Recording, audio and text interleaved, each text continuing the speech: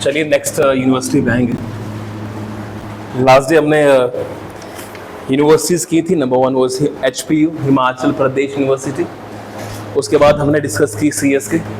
उसके बाद मेंशन किया यशवंत सिंह परमार यूनिवर्सिटी। 3 ही थी। Next we have is NIT Hamirpur.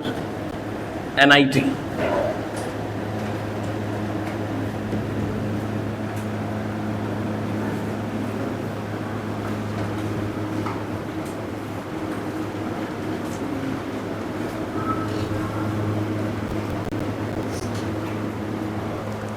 National institute of technology. सिर्फ डेट मेंशन करें, कुछ खास बातें। 1986 में एस्टैब्लिश हुई और प्लेस हमीरपुर। ईयर पे सवाल ज़रूर पूछा जाएगा, खास ख्याल कीजिएगा इसका। ये जो साल है, साल is important. Next we have central university of Himachal Pradesh. Central university of HP, केंद्रीय विश्वविद्यालय of Himachal Pradesh, Dharamshala.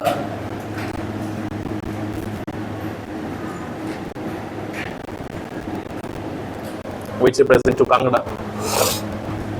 Central university act 2009 से बनाया गया इसको। सेंट्रल यूनिवर्सिटी एक्ट 2009 से।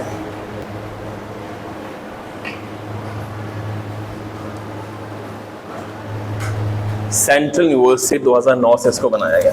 इतनी सी कहानी है। Next is IIT।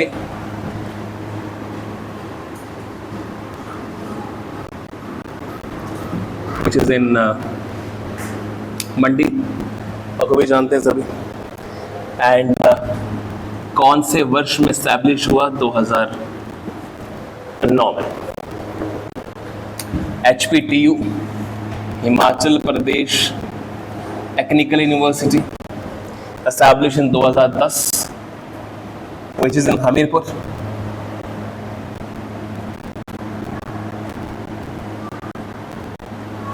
Hamirpur. The last one is HPNLU Himachal Pradesh national law university.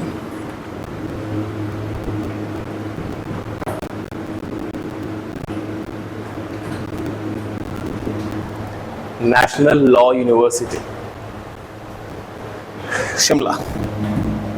2016 में डिस्ट्रिक्ट शिमला में इसको एस्टैब्लिश। जिस तरह से मैंने मेंशन किए हैं डेट बाय डेट, 1986, उसके बाद 2009, उसके बाद 10 और 16। कोशिश करना ऐसे ही ये रिमेंबर याद रखना इन चीज़ों को। यूनिवर्सिटीज़ के नाम, उनकी डेट्स खत्म हुई। आप कहीं नीचे साइड में कोने में लिखें एस्टैब्लिशमेंट या शुरुआत। एस्टैब्लिशमेंट लिखें या शुरुआत लिखें एजुकेशन की।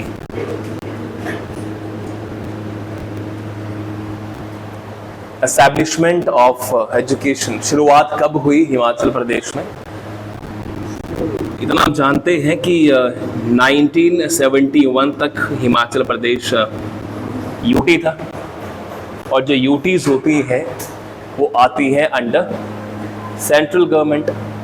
आज जो केंद्र शासित प्रदेश होते हैं, केंद्र शासित प्रदेश जो होते हैं वो किसके अंडर आते हैं? सेंट्रल गवर्नमेंट के, केंद्र सरकार के। ऐसा ही है। और जैसे ही राज्य बन जाते हैं तो उनको फिर स्टेट गवर्नमेंट देखती है। तो हिमाचल प्रदेश तो बखूबी जानते हैं आप कि 1971 में राज्य बना। तो जब 1971 में राज्य बना, उसी वर्ष हिमाचल प्रदेश एजुकेशन डिपार्टमेंट की शुरुआत हुई थी। गवर्नमेंट की चीज है, तो आप में लिख लीजिएगा हिमाचल प्रदेश एजुकेशन या Himachal Pradesh department of education 1971 में एस्टैब्लिश हुआ था, जिसका हेडक्वार्टर शिमला रखा गया था। हिमाचल प्रदेश डायरेक्टरेट या फिर हिमाचल प्रदेश एजुकेशन डिपार्टमेंट की शुरुआत हुई है 1971 में, जिसका हेडक्वार्टर मेंशन किया गया था कहां पे जी? शिमला में।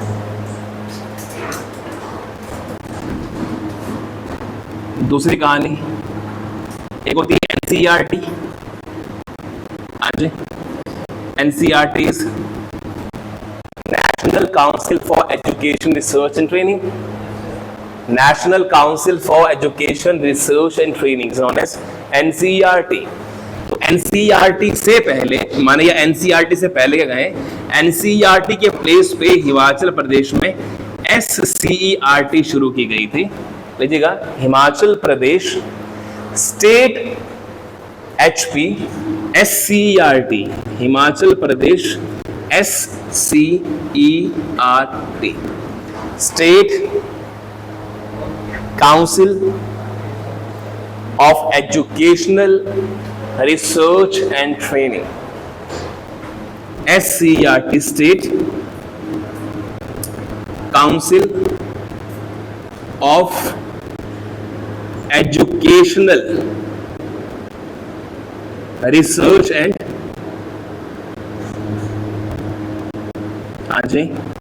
ट्रेनिंग।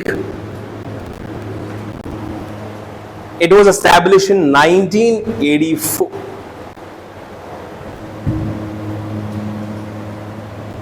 It was established या आप कह सकते हैं और रीनेम्ड SCERT in 1984, 1984 में 1984 में इसको NCERT या SCERT नाम दिया गया, state council for educational research and training. पहले लिखिए, इससे पहले लिखिए, इससे पहले 1954 में, इससे पहले 1954 में, इससे पहले 1954 में कॉलेज ऑफ स्कूल एजुकेशन कहा जाता था। इससे पहले इसे 1954 में एस्टैब्लिश करके कॉलेज ऑफ एजुकेशन सिस्टम कहा जाता था।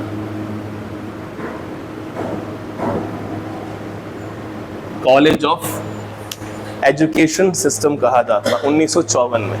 फिर से रिपीट कर रहा हूं मैं, 1954 में एक सिस्टम था हिमाचल प्रदेश में, जिसका नाम क्या था?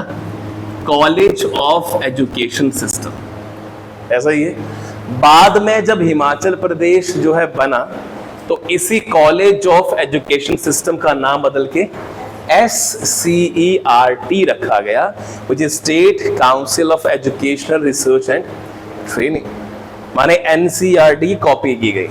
अब आप खूबी जानते हैं कि NCERT जो है, NCERT तो नेशनल लेवल का है, माने ये जो चेंज करेगा वो भारत देश के सेंट्रल स्कूल में तो चेंज होता ही है, राज्यों में चेंज होता है। माने आपका अगर भाई बंधु कोई पढ़ रहा है, that is called Himachal Pradesh स्कूलों में जो अंडर HP गवर्नमेंट आते हैं, तो आप अगर उनसे पूछेंगे तो उनको NCERT किताबें चलाई गई हैं, वो भी NCERT पढ़ते हैं और CBSE वाले भी NCERT पढ़ते हैं। इसलिए कि हिमाचल प्रदेश का अपना कोई SCERT रिसर्च इंस्टीट्यूशन कोई बहुत बड़ा नहीं है जो किताबें क्रिएट कर पाए, किताबों में चेंज कर पाए। जबकि आप इतना जानते हैं कि दोनों की इंटरफेरेंस हो रही है यहाँ पे। फिर से रिपीट कर रहा हूं मैं, national council for educational research and training national level का है, विच मीन्स चलाता कौन है इसको? सेंट्रल गवर्नमेंट चलाती है। ये SCERT जो है चलाता हुआ इसको राज्य। क्या ये दोनों के दोनों इंस्टीट्यूशन जो है वो एजुकेशन को लेके हैं? इसीलिए कहा जाता है कि एजुकेशन कनकरेंट लिस्ट में आता है। कनकरेंट लिस्ट में आता है। What is concurrent list? समवर्ती सूची।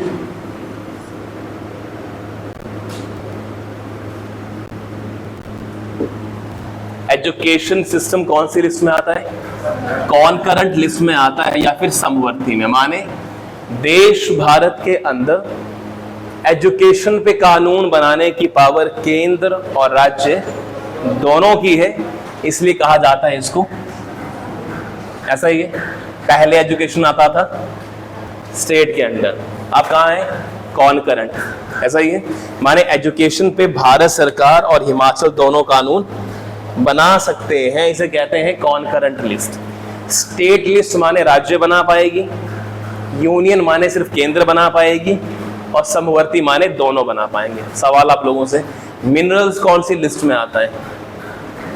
मिनरल, मान लो, सुनना गौर से, मान लो कि यहां चंबा में कहीं खुदाई हुई और वहां हीरे की खान निकली, तो ये हीरे की खान किसके अंडर आएगी? सेंट्रल गवर्नमेंट के। सेंट्रल गवर्नमेंट के इसलिए कि रिसोर्सेज ऑफ मिनरल्स जो होते हैं वो अंडर किसके आते हैं? माने उस पर लॉ बनाने की पावर केंद्र के पास है।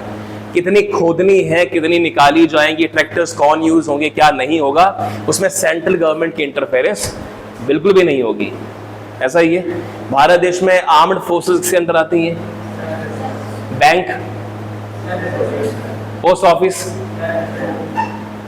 रोड एंड ट्रांसपोर्ट, और road and transport state list के अंदर Himachal road and transport HRTC है ना जी। फॉरेस्ट स्टेट के दोनों के अंदर आती है फॉरेस्ट, समवर्ती सूची है फॉरेस्ट। फॉरेस्ट पे लॉ केंद्र भी बना सकता है और राज्य भी बना सकता है। अगर आप अपने पिछले पेज पलटोगे ना जी, तो 42वां संशोधन 1976 में मैंने कहा था कि 5 चीजें ऐसी थी जो पहले राज्य के अंदर आती थी, अब केंद्र में अब समवर्ती में आती है। कौन कौन सी वाला? कौन सी 5 ऐसी चीजें हैं जो पहले राज्य बनाता था लॉस के ऊपर, अब वो केंद्र में। मैं गारंटी दे सकता हूं आपको कि करंट अफेयर्स या जीके में सवाल ही पूछा जाएगा आपसे। Number 1 education. बिल्कुल सही बात है कि एजुकेशन पहले कौन सी लिस्ट में आती थी? स्टेट में, अब आती है कॉनकरेंट में। माने राज्य और केंद्र सरकार दोनों बना सकती हैं। और वाइल्ड लाइफ, सही है, फॉरेस्ट, और मैं कसम खा के कह सकता हूं कि आप देख के बोल रहे हैं।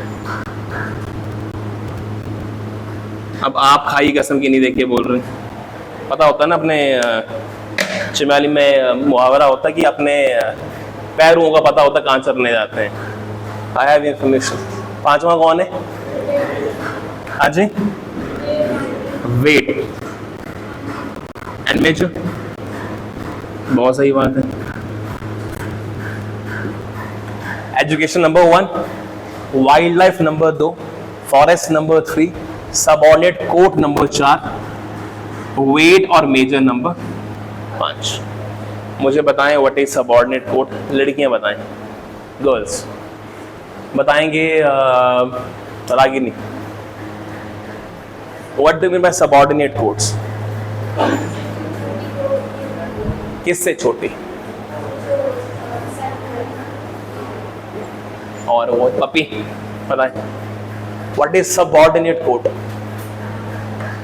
सबऑर्डिनेट कोर्ट क्या होता है? अब आप बताएं। ब्लैक में जो जिनके मदर आए थे, नहीं, सचिन तेंदुलकर। तहसीलदार, तहसील कोर्ट खत्म हो चुकी है बाबा, खत्म। आपने तहसीलदार के ऑफिस देखे हुए? पुराने ऑफिस कैसे होते थे? आप सलूनी जाइए, चुवाड़ी जाइए, चंबा नहीं, जो पुराने इंस्टीट्यूशंस हैं, तहसीलदार के ऑफिस हमेशा जज की तरह होते थे। हाँ नहीं जी, गए नहीं क्या तहसीलदार के ऑफिस में? आपके लिए चेयर लगी होती है नीचे यूं और तहसीलदार बैठता है ऊपर।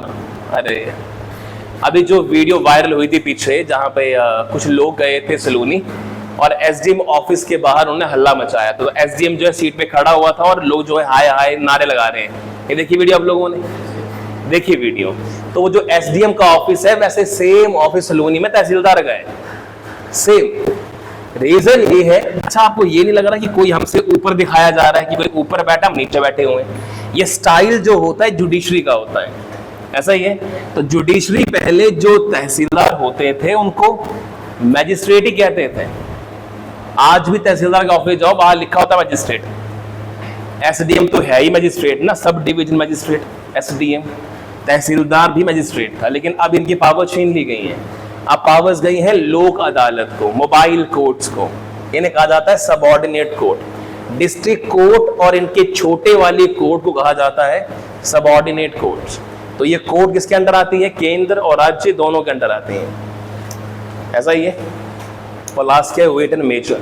ये 5 के 5 टॉपिक इसके अंदर आते हैं समवर्ती सूची में। याद रखो जिन चीजों को, समवर्ती सूची में आते हैं ये। चलिए टॉपिक लीजिए, educational schemes of Himachal Pradesh.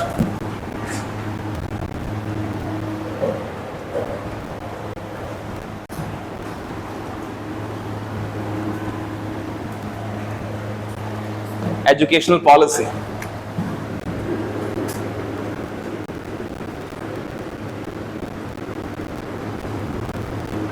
Policy या फिर नीतियां। एजुकेशनल पॉलिसी या एजुकेशनल नीतियां, ऐसा ही है।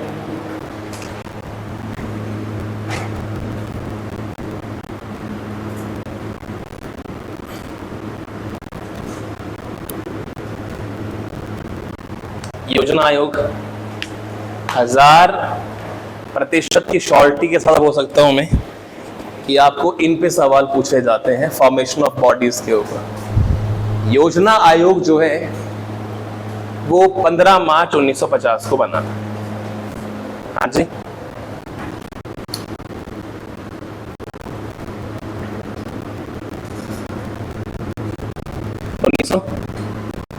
'50 को बना था। नाम क्या है? योजना आयोग। आप अगर इकोनॉमी पढ़ेंगे कल परसों, जब हम करेंगे एचपीजी खत्म करेंगे, उसके बाद किसी और टॉपिक पे हिस्ट्री, ज्योग्राफी, पॉलिटी जो भी शुरू करेंगे। हिस्ट्री से पहले मैंने खत्म की थी, इसके बाद हम जीके पे आए। खत्म करने के बाद कुछ और टॉपिक पकड़ेंगे, चाहे पॉलिटी पकड़ ले, चाहे ज्योग्राफी पकड़ ले, जो भी होगा। पर सवाल ये है, 15 मार्च 1950 को भारत देश आजाद हुआ। सवाल मेरा आपसे ये है कि भारत देश के अंदर सरकार क्यों बनाई जाती है? सरकार बनाने का मकसद क्या है? या सरकारें हार क्यों जाती हैं? सरकार लगातार बनी क्यों नहीं रहती सत्ता के अंदर? आई फिर हार गई, फिर नहीं आई, फिर हार गई, फिर नहीं आई। मसला क्या है? मसला ये है कि हमने चुनिंदा लोगों को अपने बिहाफ पे भारत देश को रूल करने के लिए चुना है, इसे कहते हैं डेमोक्रेसी। हमने अपने वोट दिए और कुछ नंबर ऑफ लोगों को चुना जो हमारे लिए लॉज बनाएंगे। भारत देश के अंदर जो रिसोर्सेस हैं, रिसोर्सेस माने ह्यूमन बीइंग हो गया, पानी है, कोयला है, जो भी चीजें मौजूद है, इसकी वैल्यू कोई होती है, उसे रिसोर्स कहते हैं। फिर रिपीट कर रहा हूं मैं, दुनिया में कोई भी ऐसी चीज जिसकी वर्तमान में कोई वैल्यू होती है उसे कहते हैं रिसोर्स। और सबसे बड़ा रिसोर्स माना जाता है ह्यूमन बीइंग, जो क्रिएट करता है चीजों को। जैसे ये आज रिसोर्स है ना, पर आज से 50 साल पहले ये रिसोर्स नहीं था, ये डिजाइन किया ह्यूमन बीइंग ने। ऐसा ये नहीं था, मोबाइल फोन नहीं था, ट्राइपॉड नहीं था। आज से 20 साल पहले ट्राइपॉड होते थे क्या? नहीं होते। किसने डिजाइन किया? ह्यूमन बीइंग ने। तो माने human being is the biggest resource जो नई बातें क्रिएट करता है।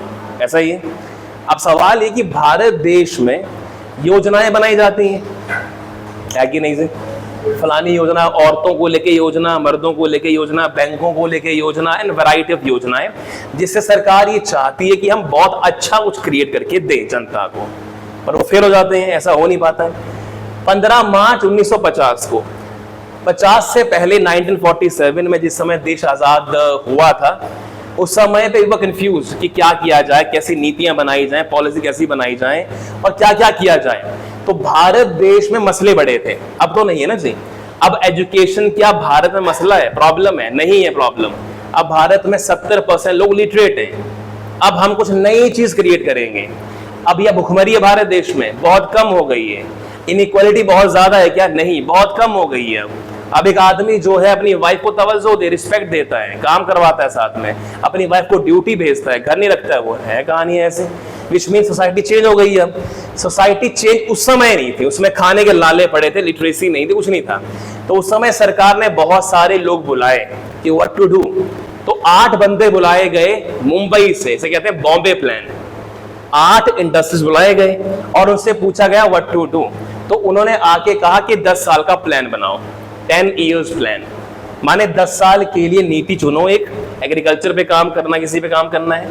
सारा डिस्कशन करने के बाद भारत सरकार इस मुद्दे पे पहुंची कि हम पंचवर्षीय योजनाएं बनाएंगे, जिसको आप पढ़ते हैं बाद में फिर। तो भारत देश में 12 पंचवर्षीय योजना चली।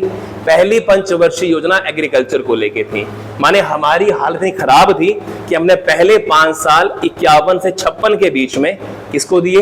एग्रीकल्चर को, कि हमने एग्रीकल्चर को बढ़ावा देना है। और आप वो भी जानते हैं कि फलानी क्रांति, ग्रीन क्रांति, फलानी क्रांति, हरी क्रांति, रेड क्रांति, सारा सोना, ब्राउन क्रांति, नीली क्रांति, सारी एग्रीकल्चर को लेके थी मैक्सिममली। जितनी भी नीतियां बनी, हरित क्रांति, फलाना क्रांति, ये योजना, वो योजना, उस योजना को बनाने वाला इकलौता इंस्टीट्यूशन योजना आयोग था, जो बनाता है योजनाएं। तो 1950 में बनाया गया योजना आयोग। योजना आयोग न संविधान से बनाया जाता है, योजना आयोग एक नॉन कॉन्स्टिट्यूशनल बॉडी है, असंवैधानिक body.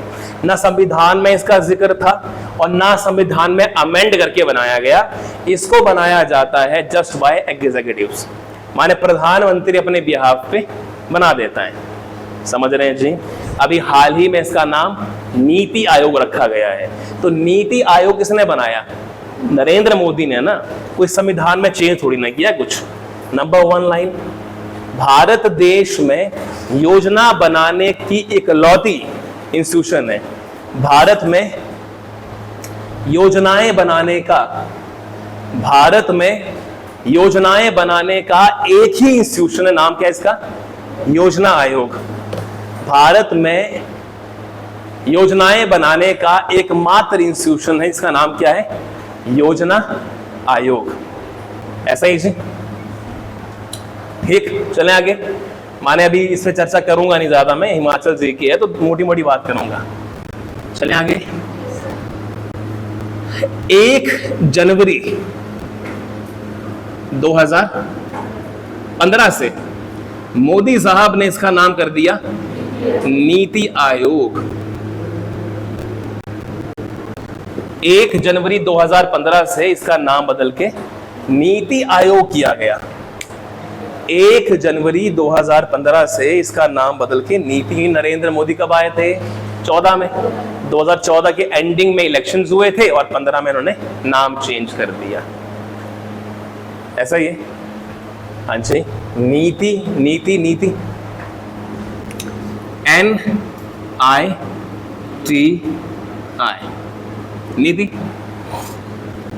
N for national, I for institution for transforming India। 110% exam में आने वाला सवाल। National institution for transforming, institution, institution, institute नहीं, इंस्टीट्यूशन।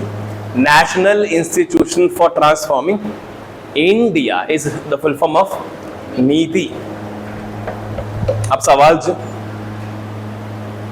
क्या आप आयुष्मान भारत योजना को जानते हैं?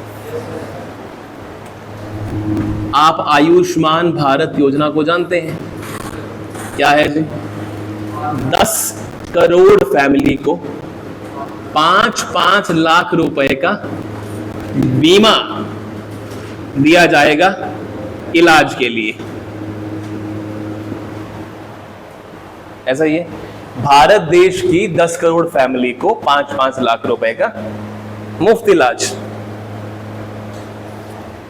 ऐसा ही है, इसका नाम रखा गया आयुष्मान भारत। जितने लोग यहां बैठे हुए हैं, आपके परिवार का मैं गारंटी दे सकता हूं कि 1% से ज्यादा, अगर यहां होगा भी, वो तो एक बच्चा होगा, 1% से ज्यादा लोग आयुष्मान भारत से इलाज नहीं करवा पाए हैं या नहीं करवा पाए होंगे। डॉक्यूमेंटेशन इतनी है कि बंदा कहता है कि पैसे दे देता हूं मैं। आयुष्मान भारत को हिमाचल में लाया गया तो उसका नाम हिमकेयर रखा गया। मैं एक ही बात समझाना चाह रहा हूं, इस पर खत्म करूंगा मैं। हिमकेयर हिमाचल प्रदेश की योजना है और आयुष्मान भारत सेंट्रल गवर्नमेंट की। तो सवाल, ये आयुष्मान भारत भी 5 लाख का बीमा देता है और हिमकेयर भी 5 लाख का, लेकिन हिमकेयर हिमाचल प्रदेश की पॉलिसी है और आयुष्मान भारत केंद्र की। इन दोनों पॉलिसी को बनाने वाला एक ही इंस्टीट्यूशन है, दैट इज नीति आयोग। माने केंद्र सरकार की अलग और राज्यों की अलग बॉडी नहीं है। चाहे केंद्र चाहे राज्य, जिसको भी चाहिए हो, नीति आयोग अपनी राय, अपना ढांचा बना के देता है। आपने लागू करनी करो, नहीं करनी तो मत करो, ब्ला ब्ला। तो आपसे पूछा जाए कि नीतियां बनाने वाली बॉडी कौन सी भारत देश में, तो नीति आयोग है। चलिए अब नीति भारत देश, सॉरी हिमाचल प्रदेश में नंबर 1 इज सर्व शिक्षा अभियान, SSA। सर्व शिक्षा, ये कोई लेटेस्ट नहीं है जी, हाँ लेटेस्ट नहीं है ये। भारत देश में कौन कौन सी नीतियां रही हैं उनका जिक्र हो रहा है यहाँ पे। सर्व शिक्षा अभियान पिछले दिनों हमने डिस्कस किया था, 2002 में शुरुआत हुई इसकी आज, और हमने ये भी कहा कि 86वां संशोधन हुआ था 2002 में, जहां ये कंपल्सरी किया गया कि 6 से 14 वर्ष का बच्चा स्कूल में होना चाहिए।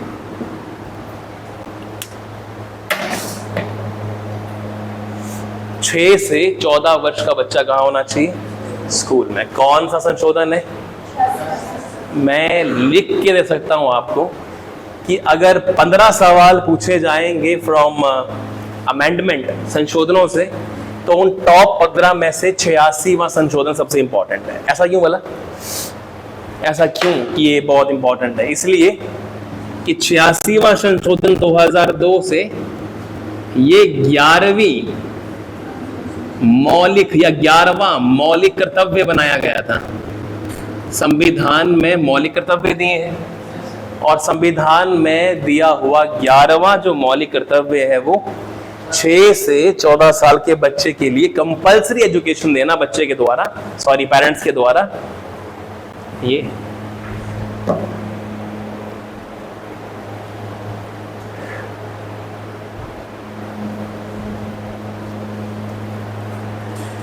अगर मान लो मैं, ये मौलिक कर्तव्य है क्या? 6 से 14 साल का बच्चा स्कूल में होना चाहिए, क्या ये मौलिक कर्तव्य है?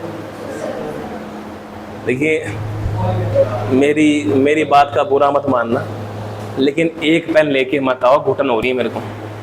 पेन 2-3 लेके आओ, मार्कर लेके आओ, अच्छे से नोट्स बनाओ। कल परसों घिन हो जाएगी नोट से, अपने ही नोट से तुम पढ़ नहीं पाओगे। This is my challenge to you. इस चीज को लाइब्रेरी बैठोगे, नोट्स ढूंढोगे कहाँ है, किससे लाएं, फिर तुम्हारा सबसे सगा दोस्त कहता है मेरी कॉपी गुम होगी। इसको अंडरस्टैंड करना। आज बुरा लग रहा है आप लोगों को सुन के मेरी बातें। नोट्स बनाओ तब ही रिवाइज कर पाओगे। क्लासेस करने का फायदा क्या नहीं करनी है अदरवाइज।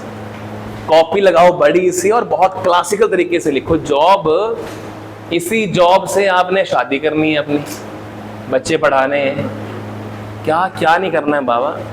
पूरी जिंदगी इस जॉब से आप, और पूरी जिंदगी से जिस जॉब से पूरी जिंदगी चलेगी उसको नीले ढीले से पेन से लिखा जा रहा है। सोचो जरा, 86वां संशोधन 2002, क्या ये मौलिक कर्तव्य है? तो मौलिक कर्तव्य जो होते हैं वो जस्टिएबल नहीं होते। एग्जाम्पल के तौर पे तिरंगा झंडा जो है, सुनना गौर से जी, तिरंगा झंडा जो है वो भारत देश में सिर्फ एक ही तिरंगे के नीचे रहेगा अगर भारत देश में यूनाइटेड नेशन ऑर्गेनाइजेशन की कोई मीटिंग होती है, यूएनओ की। तो जब यूएनओ की मीटिंग होगी तो यूएनओ का झंडा ऊपर और इंडिया का नीचे रहेगा। ऐसा ही है कि यूएनओ जो है वो इंटरनेशनल ऑर्गेनाइजेशन है, उसके नीचे इंडिया झंडा रहेगा। लेकिन भारत देश में इंडिया का झंडा सबसे ऊपर रहेगा अगर यूएनओ झंडा वहां पे नहीं है। माने ऐसा नहीं हो सकता कि 26 जनवरी है, तिरंगा यहां और बीजेपी का झंडा यहां लहरा रहा है, ऐसा नहीं हो सकता। अगर मान लो ऐसा हो गया तो मान लो 26 जनवरी को जो है वो झंडा लहरा रहा है, दैट इज कॉल्ड कांग्रेस का ऊपर और बीजेपी का तिरंगा नीचे, तो क्या होगा?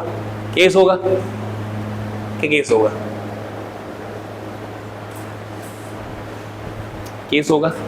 केस करने के बाद, केस का मतलब ये हुआ कि पुलिस जो है वो आपको चालान कराएगी, कुछ फाइन डालेगी, हाँ कि ना जी? फाइन जब डालेगी तो फाइन डालने के बाद फिर कोर्ट जाना पड़ेगा, पर कोर्ट में जस्टिएबल ही नहीं है ये। कोर्ट में तो ये जस्टिएबल ही नहीं है, आपको जस्टिस नहीं मिलेगा। आपको माने जो किसी इंसान के अगेंस्ट कंप्लेन करेगा, ऐसा ये जी। हाँ, तो जो मौलिक कर्तव्य है वो जस्टिएबल नेचर में नहीं है, माने आपको न्याय नहीं मिलेगा। अगर आप कोर्ट जाते हैं कि जी इसने ऐसा किया, झंडा फाड़ दिया, इसने फलाना फलाना किया। मैं एक बात मेंशन करूं आपको, कोलकाता नाइट राइडर्स की जो टीम है शाहरुख खान की, वो आज से करीबन शायद 5 साल पहले जीती थी। वानखेड़े में मैच था और केकेआर फाइनल जीते, गौतम गंभीर कैप्टन थे। जिस समय जीती तो शाहरुख खान और उसकी पूरी जो पलटन थी वहां पे, उन्होंने एंजॉय करने के लिए जो है वो रैली निकाली एक मुंबई के स्ट्रीट्स पे, और तिरंगे झंडे उन्होंने बांध दिए, बाइकिंग टेढ़े करके ऐसे जो बांधते हैं। तिरंगा झंडा वाज टचिंग द ग्राउंड। तो शाहरुख खान पे 4 लाख रुपए का मुंबई पुलिस ने फाइन लगाया था, लेकिन कोर्ट में जस्टिएबल, माने आपको सजा नहीं होगी इस चीज की, कोई भी फाइन पड़ेगा, फाइन दे देंगे, खाली कहानी, जस्टिस नहीं मिलेगा। ना तिरंगा झंडा छूना चाहिए, डिसरिस्पेक्ट माने, ना अंधेरे में झंडा फहराया जाना चाहिए, ना झंडा नीचे किसी से रहेगा। फ्रीडम फाइटर्स की रिस्पेक्ट होनी चाहिए, संविधान लिखने वालों की रिस्पेक्ट होनी चाहिए, national flag, national song, national anthem respect होनी चाहिए, विमेन की रिस्पेक्ट होनी चाहिए, नेशनल इंटीग्रिटी, वाइल्ड लाइफ, ये सारी जो मैंने गिनाई है ये 11 मौलिक कर्तव्य हैं हमारे। ऐसा ही है। एग्जाम्पल देता हूं एक और आपको मैं। रैली हो रही बहुत बड़ी, रैली के बीच में एक मॉब आ गई और मॉब ने गाड़ी फूंक दी, ठीक है। अब जब मॉब ने गाड़ी फूंक दी तो गाड़ी ना फूंकना वो मौलिक कर्तव्य, ना कि फंडामेंटल राइट। माने पब्लिक प्रॉपर्टी को हार्म नहीं करना है। अग्निवीर की जिस समय पे डेट मेंशन की गई कि 4 साल रहेंगे, तो बहुत सारे लोगों ने रेलगाड़ियां फूंक डाली, ऐसा ही है। तो रेलगाड़ी जिसने फूंकी, अगर उसकी वीडियो वायरल हो गई तब तो मारा जाएगा, पर ऐसे फूंकाया तो फूंकाया। किसने फूंकी? मॉब ने, कोई लोग आए थे फूंक आए थे, समझ रहे बात को मेरे। लेकिन बच्चा 6 से 14 का स्कूल में नहीं हुआ तो पेरेंट्स को जेल हो सकती है। द रीजन इज 6 से 14 साल का बच्चा स्कूल में होना चाहिए, ये पेरेंट्स का मौलिक कर्तव्य है, लेकिन बच्चे का मौलिक अधिकार था कि वो स्कूल में होना चाहिए था। तो आपने बच्चे के मौलिक अधिकार का हनन किया, इसलिए तुम कूटे जाओगे। मौलिक कर्तव्य जस्टिएबल, समझ रहे बात को। अब आपके दिल में ना एक बड़ी ऐसे लहर दौड़ेगी देश भारत को बड़ा बनाने की, कि मैं आज ही जाता हूँ और जो नीचे झोपड़ी में बैठे हैं ना बच्चे, स्कूल नहीं जा रहे हैं, इनके पेरेंट्स को जेल करवाऊंगा मैं, कि तुम्हें देखता हूँ मैं। ये आती है शुरू शुरू में हर बंदे के। तुम जाओ झोपड़ी में और पेरेंट को बोलो कि बच्चे कहाँ हैं तेरे, बोला बच्चे, बोले बच्चा अंदर है, एक कूड़ा फेंकने गया, कूड़ा उठाने गया है, दूसरा चोरी करने गया और तीसरा सोया हुआ है यहाँ पे, क्या करना था? तो आपने बोला कि मैं तुझे जेल लेके जाऊंगा, तो बोला क्या बोलेगा? चल। इसलिए कि they are ready for jail, कि भी चल लेके चल। तो जो बच्चे को स्कूल नहीं भेज रहे वो जेल से डरने वाले थोड़ी लोग हैं, कि आप कह रहे हैं कि मैं डराऊंगा इसको, ये बच्चे को स्कूल भेजेगा। ये पहले से आ रहे वो लोग हैं, इनका ये कि यहाँ भी मरे पड़े हैं, वहां भी मरना ही जेल में, तो अंदर ही चलो, खाना मिलेगा कम से कम अंदर जाके। समझ रहे हैं? जो डरेगा इस चीज से उसका बच्चा स्कूल है पहले से ही, समझ रहे हैं? इसलिए बहुत डिफिकल्ट है इस चीज को लाना। तो 86वां संशोधन 2002 से 11वीं ड्यूटी जुड़ी, नाम इसका है 6 से 14 साल का। नेक्स्ट वी हैव महर्षि वाल्मीकि छात्रवृत्ति योजना। महर्षि, last we have Maharshi Valmiki.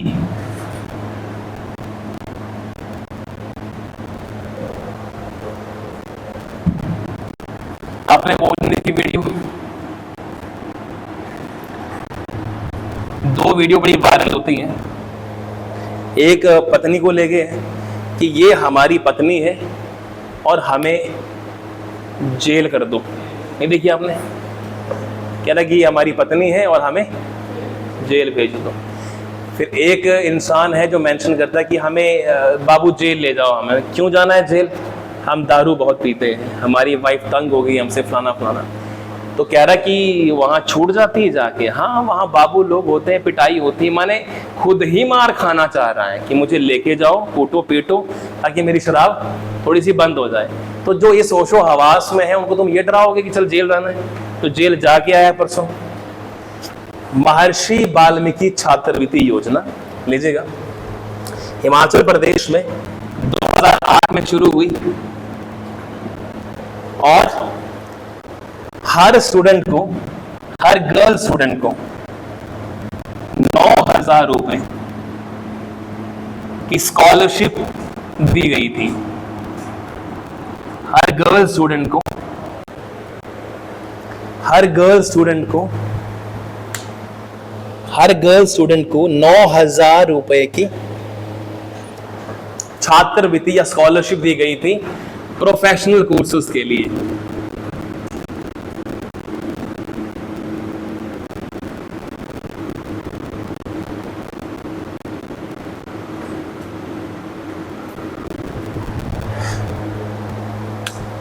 Professional courses के लिए, professional courses in a sense of कि आप हॉस्पिटैलिटी में जाते हैं, होटल मैनेजमेंट, आप जो है वो वेटर कोर्स करते हैं, जो प्रोफेशनल हैं, माने प्रोफेशनलिज्म में जाते हैं, आईटी इंडस्ट्रीज प्रोफेशनल है, ऐसे में जाएंगे आप। तो चुनिंदा बच्चों को, जो अच्छे टॉप रैंकिंग में आए हैं, उनको 9,000 रुपए की छात्रवृत्ति दी जाएगी। अब सवाल ये कि छात्रों को, लड़कों को कुछ नहीं मिलेगा, सिर्फ लड़कियों के लिए। द रीजन इज कि भारत देश में the requirement, the non lifted personalities girl, not the boys. अपने आसपास के लोगों को देख के आप ये कहें कि नहीं जी लड़कियां अपलिफ्ट हो चुकी हैं, ऐसा नहीं है। सरकार जो चीजें चलाती है, पॉलिसी चलाती है, वो हमेशा आंकड़ों को देख के चलाती है। सवाल सिंपल, अगर आपको ये लगता है कि भारत देश में लड़कियों को और लड़कों को इक्वालिटी मिलना शुरू हो गई है, तो उसका सीधा सीधा गलत आंसर ये है कि भारत देश की सेक्स रेशो ही बता देती है कि इक्वालिटी अभी तक नहीं आई है। ऐसा ही है। अगर 871 लड़कियां पैदा हो रही हैं, दैट इज कॉल्ड हरियाणा में, ओवर 1000 बॉयज, तो इसका अर्थ है कि आज भी लड़कियों को पैदा करने के लिए लोग सोच रहे हैं, दुख मनाते हैं लड़की पैदा हो जाए। तो जो छात्रवृत्ति है वो गर्ल्स फेवर में है, ना कि। हाँ जी, तो यहां तक कि देखिए as simple as that, society के अंदर अपलिफ्टमेंट करने के लिए खुद अपलिफ्ट होना पड़ेगा। जैसे